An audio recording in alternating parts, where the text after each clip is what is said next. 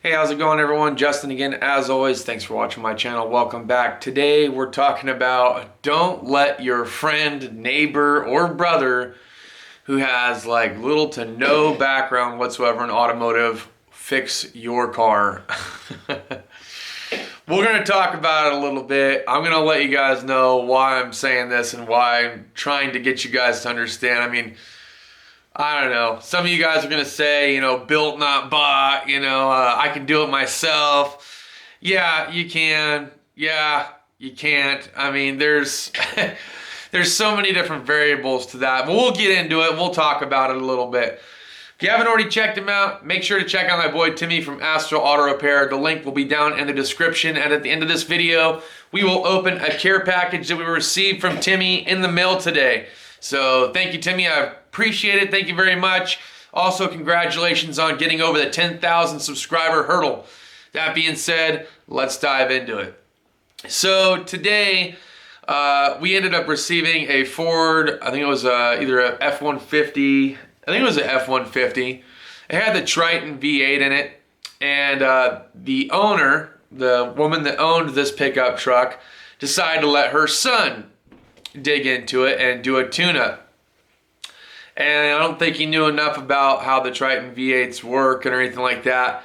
And what happened was he had taken out the PCM, taken off like half the harness, and he got down in there with whatever spark plug adapter that he had with an extension, and he broke like I think it was like one or two spark plugs, and then the other holes were empty. But once he had broken them, he had to stop right there. So next thing you know, it ends up at our shop in pieces, doesn't start, of course, battery issues. You got to put a jump pack on it just to power up the body control module. Of course, the window doesn't roll down, and it's all taped up. So the entire underneath of this hood is completely covered in rodent piss and just fecal matter everywhere. So naturally we had to pressure wash it, clean off the engine bay, and we'll get into that in a separate topic, if whether or not you should pressure wash or steam clean your engine or whatever, because that'll be a completely different topic. But staying on topic, so now we're back, and this lady might end up be looking at a cylinder head job. We don't know for sure.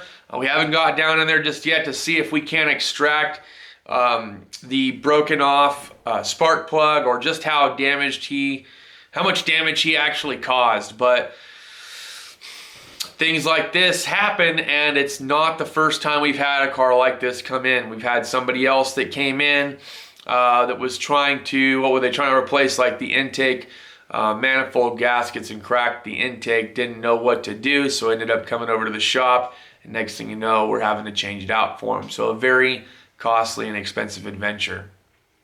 Other ones that we've seen come in, we've had a customer come in recently that was taking a starter out of, I believe it was a Ford Astral van, and instead of taking the entire starter out as a whole, he took off the case and pulled out all the internal magnets and windings out of the starter, left it in the front seat, had it towed to the shop, and said, "There, you guys could put it back together. Half the work's already done for you." So we got into this car and we were looking at it, and it's just the shell of the starter left and no internal components inside. He had ripped them all out, and that gets to be, it could be costly. It depends on, how bad or how damaged how much damage they caused as a result of trying to do it themselves and trying to save money. It could end up turning into be a very costly adventure. So I don't want to discourage anybody from this trade or tell you don't go and try to do something yourself. There's a lot of YouTube master mechanics out there that feel like they can, just do anything and work on anything because they watched a few YouTube videos. Definitely not the case, okay? Yes, YouTube videos do help as reference points, but if you don't have any real mechanical skill set, know-how, or any tools to really do the job to begin with, you might consider taking it to an independent shop or even a dealership if that's the route that you have to go before you end up messing things up real bad. And then, like this one gal, she might be looking at having to have a cylinder head job done now because We don't know how much damage was actually caused as a result of breaking off that spark plug or those two spark plugs in that cylinder head. I know they have a special, I think it's like a rethread kind of tool for specifically the Ford Triton V8. I know they have special extractors and things like that. So we're hoping we can utilize this kit to get out whatever damaged plugs that he has and just, you know, complete the tune-up for her and get her back on the road as least expensive as we possibly can, of course. It's never our first thought as a mechanic or as a shop owner to try to make the customer spend the big dollars right out the gate. It's never our intent. Our intent is, how can I get her back on the road with the least expense paid, or, you know, the least amount of work possible that needs to be done. So if there's a way to be able to get the job done without having to necessarily take on a bigger expense like having to replace a cylinder head, we're going to try. We're going to totally try to take care of this customer, because that's what we do as mechanics, as shop owners. Customer first. We try to put the customer first. But have you guys ever ran into situations like that at your automotive shop or your repair facility, where the customers come in with the job pretty much halfway torn apart and can't put it back together, and or damaged components in the process? Make sure you let me know down in the comment vlog. I'd be interested in reading some of your stories.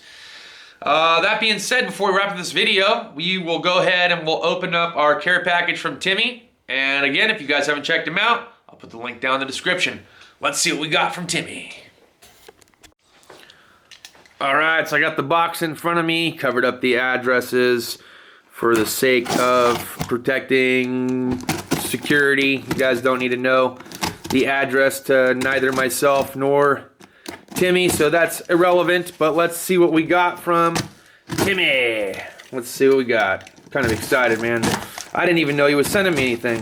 So this is actually a nice little surprise after work.